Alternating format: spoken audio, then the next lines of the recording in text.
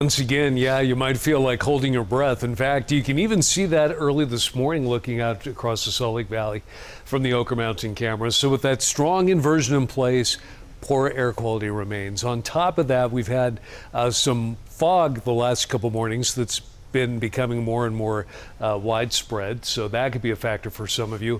But luckily, relief is on the way. A dry storm expected Sunday. We might get some rain and snow out of it, but the main impact will be a strong cold front that should, at the very least, weaken the inversion, if not break it up entirely and scour a lot of the bad air out of here. So that's still on track. But this morning, we've got fair skies across much of the state with some of that fog, thickest on the map in the Bear Lake area, but not just confined to there. Also, Cache Valley, Wasatch back, and the shoreline of the Great Salt Lake could be some other trouble spots before that thins out by mid-morning or so.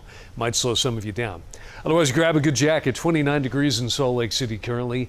It's 21 in Logan. You're starting out in the low 40s actually in St. George. Teens in Elko and Ely. So for a lot of you, it feels about like it did yesterday at this time. And the overall weather pattern is still about the same. Low pressure over the desert, high pressure to the north of that, creating a blocking pattern, preventing any storms from coming through for the time being. But again, by early next week, a system will be breaking through that ridge and finally bringing some changes. But for the time being, unhealthy air quality for sensitive groups in Davis, Salt Lake, and Utah counties. More than likely, that becomes even more widespread across other parts of the Wasatch Front and into Tooele Valley heading into the weekend. 46 in Salt Lake City this afternoon. It'll be mid-40s in Park City as well, near 60 in St. George.